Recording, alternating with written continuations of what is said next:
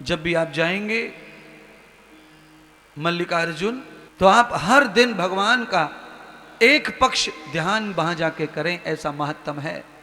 मल्लिकार्जुन जाएं तो कृष्ण पक्ष शुक्ल पक्ष में जाएं तो 13 दिन वहां निवास करें। 13 दिन वहां निवास करने से उत्तम विवाह, उत्तम योग आते हैं विवाह के, ऐसा उसकी मान्यता है।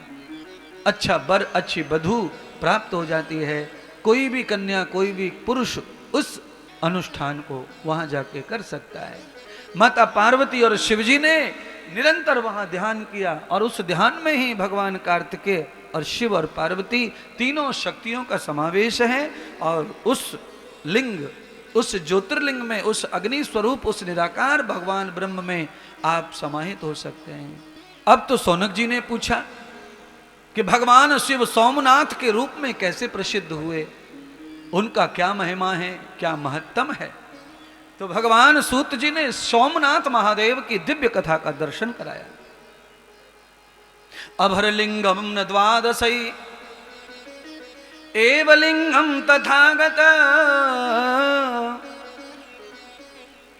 अधार लिंगौर दक्षस्तवेदो कन्यार महाभूय। दक्ष प्रजापति की अनेक कन्याओं में से 11 कन्याओं का विवाह चंद्रदेव के साथ हुआ। चंद्र देवता भगवान शिवजी ने जिनको सिर पे धारण किया है, उन चंद्र देवता के साथ में दक्ष प्रजापति की 11 कन्याओं का विवाह हुआ। 11 कन्याओं में से दक्ष प्रजापति की जो उत्तम कन्या चंद्रमा ने मानी वो है रोहिणी। जिस रोहिणी नक्षत्र में भगवान श्री विष्णु ने कृष्ण अवतार लिया, वही रोहिणी है ये, चंद्रमा के साथ में जिनका संयोग है। चंद्रमा और रोहिणी नक्षत्र का संयोग आने पर जो रोहिणी नक्षत्र आता है चंद्रवंश में, उस समय कोई बालक पैदा हो जाए अर्धरात्रि में, तो उसमें भगवान कृष्ण के अधिक गुण प्राप्त होते हैं, वो महान बनता है, योगी बनता है। चंद्रमा के घर में रोहिणी नक्षत्र का वास हो, ऐसा ज्योतिष वाले बताते हैं। शादी 11 कन्याओं ने की हो और पति का सुख एक ही कन्या को प्राप्त हो, तो 10 कन्याएं निराश हो गईं, परेशान हो गईं। 6 महीने कन्याओं ने अपने पति का दोष छुपाया, अपनी मां से नहीं कहा, पिता से नहीं कहा कि पति चंद्र देवता उनके साथ में क्या वर्ताव कर रहे हैं। अच्छे घर की कन्याओं का यही पहचान है। अच्छे घर की कन्याएं बहुत सारी बातों को, ससुराल की बातों को छुपा के रखती हैं, हर बात अपने मायके में नहीं बताती हैं। ओछे खानदान की कन्या, ओछे विचारों की कन्या हर बात अपने पति की, अपनी सास की, अपनी मां को बताती है फोन कर करके।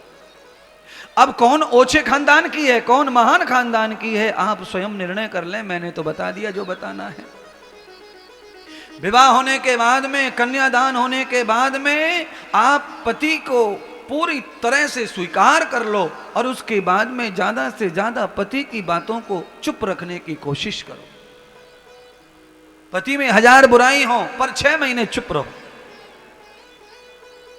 6 महीने के बाद में जब आप जाओगे, माँ पूछेगी, पिता पूछेंगे, आपका चेहरा देखेंगे, और ये पक्का है कि ससुराल में विवाह के बाद अगर पति का सुख नहीं है तो कन्या सुखी नहीं है, तो स्वस्थ नहीं रह सकती, प्रसन्न नहीं रह सकती, आनंदित नहीं होगी, तो चेहरा बता देगा। और बेटी का चेहरा माँ पढ़ लेती है बिना बताए।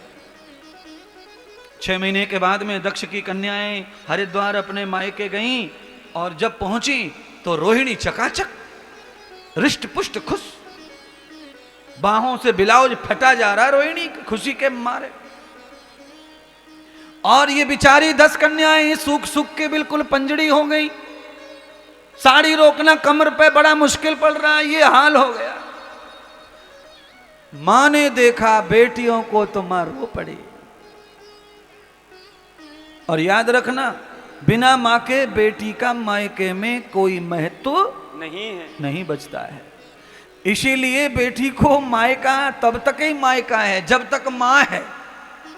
मायका म्हणजे माय, मां के बाद में मायका मायका कुछ नहीं रहता है फिर वो, क्योंकि बेटी की हर भावना को मां समझती है।